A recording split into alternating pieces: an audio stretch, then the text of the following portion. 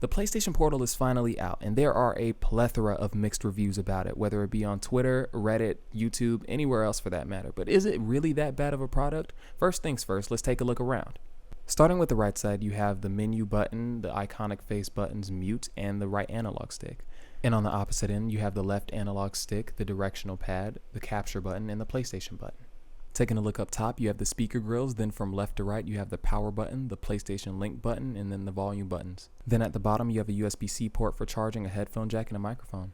If you do decide to pick this thing up, the first thing that you'll notice is that when you turn it on, you will be prompted to connect to a Wi-Fi network as well as signing into your PlayStation account. And this actually leads me to my first tip of owning this thing, which would be to get an Ethernet cable. It isn't absolutely necessary, but if you want the best connection between your Wi-Fi, the Portal, and the PlayStation 5 itself, I would recommend that you grab one. Once the update completes and everything, you'll be treated to this nice animation, which reminds me of Doctor Strange. And if I'm being honest here, the gaming experience on this device is actually pretty incredible. And maybe this is just based off of the fact that I came from a pretty terrible experience when it came to remote play on the PlayStation 4 and my PS Vita.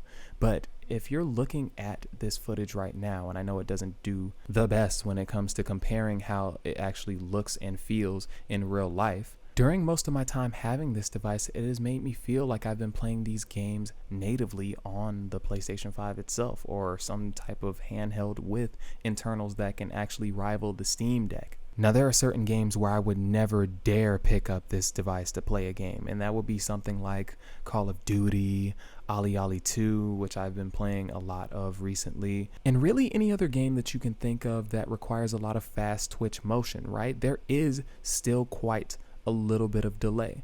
Now, as negligible as it is, I still wouldn't be caught dead in the streets playing some of these games that require me to be a little sweaty, if you know what I mean. Which leads me to my next tip when thinking about picking up this device. Think about your use case. I can understand when a consumer is upset because they may have purchased a product that was not what they thought it would be. However, as shady as some of the practices are pertaining to this device, Sony never really catfished us when it came to this information about it, such as the fact that it was meant to be a companion to the PlayStation 5. Which I know in the age of information, there are still going to be some parents out there that buy this for their kids without a PlayStation 5. Parents, I'm begging you, don't do your kids like that this holiday season. Okay, Kevin, so the product itself isn't as bad as people are saying, at least in your opinion, but there has to be a reason why all of these people are coming out and being very negative about it, right?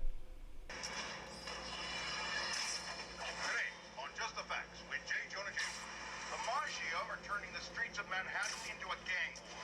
Well, I guess that could be a reason. You'd think that the company with some of the better rated headphones in this past year would create some speakers that would give you a little more life than that.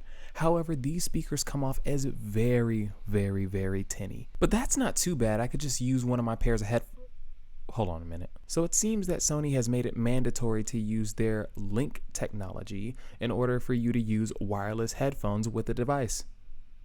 That's beautiful. So in what people are referring to as an Apple move, although I admit not as courageous, in a format that is made famous for allowing people to have the choice with things that they usually cannot in real life, Sony has decided to take that option away since their PlayStation Link technology apparently is better than Bluetooth. And although I don't doubt that that's the case, I don't like the fact that companies are starting to decide what we need and what we don't. I don't know if they thought that that was going to be some type of reverse psychology move and make us purchase these $200 headphones, but no, it's not happening. Another thing that's a slight annoyance is the display and brightness settings between the brightness of the light bar and the mute button, because there's only two options for each one of those, bright and off. Do these functions really only have two settings, or is it just a matter of Sony being lazy with the software? Which is actually a perfect segue into my very last point. Know what you're getting into. This obviously isn't a device for everybody, but you have to think about your use case. Handheld gaming can be fun, and we've seen that with the Steam Deck and the Nintendo Switch. But as we move closer into an age where graphics are heading into that uncanny valley, unless you have great first-party support like Nintendo, your handheld device is most likely going to be a disaster. And we've seen this, right, with the PS Vita. Sony has shown that when it comes to development, they cannot hang with Nintendo, at least in the handheld space. So when we're talking about preserving developmental resources to create the best desired product, I think that this is the absolute best route that Sony could have taken. It may not be the route that you like, but it's the right one. See you later.